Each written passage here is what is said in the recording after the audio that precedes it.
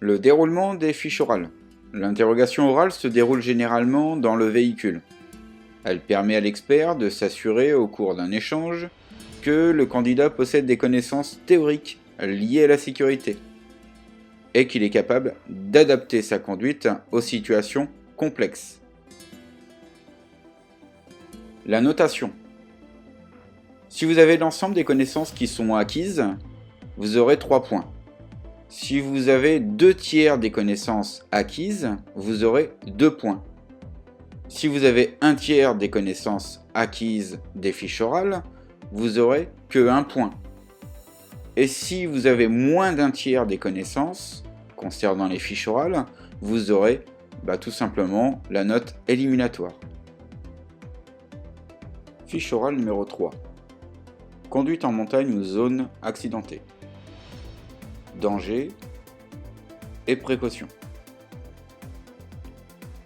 Pour la fiche numéro 3, nous allons la découper en 3 parties. La première partie, les dangers et les risques lors de la montée et les précautions à prendre. La deuxième partie, les dangers et les risques au sommet et les précautions. Et la troisième partie, les dangers et les risques lors de la descente et les précautions. On entend par zone accidentée les routes où il y a beaucoup de relief, qui ressemblent aux routes de montagne, mais qui ne se trouvent pas dans des zones montagneuses. Tout d'abord, dans la montée. Quels sont les dangers? Les croisements difficiles, la largeur de la route, les surprises éventuelles, la mauvaise connaissance des règles de circulation, la trajectoire des virages, les véhicules spéciaux de déneigement, la surchauffe du moteur et bien sûr le gabarit à la masse de mon véhicule. Quelles précautions je vais prendre dans la montée?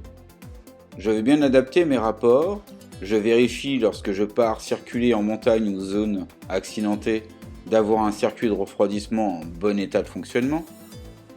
Je respecte la règle de croisement, c'est le véhicule qui descend, qui s'arrête et qui recule, sauf lorsqu'il y a des véhicules différents, c'est le plus maniable qui fera la manœuvre. Je ne passe pas de rapport dans les épingles et les virages et j'utilise le klaxon pour me signaler la journée et les appels lumineux pour nous signaler la nuit.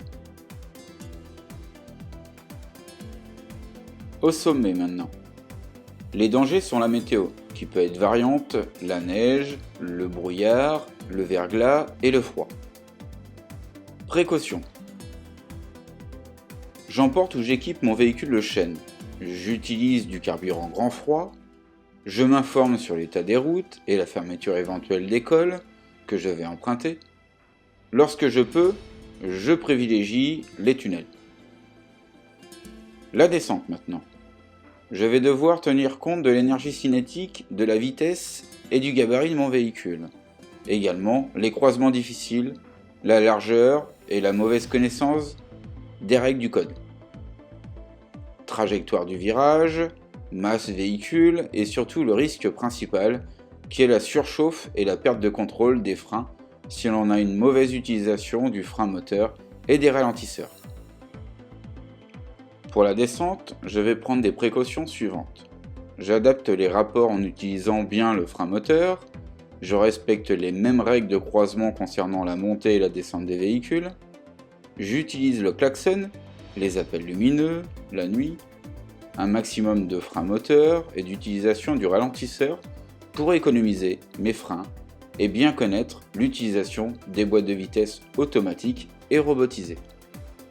La fiche orale numéro 3 est terminée.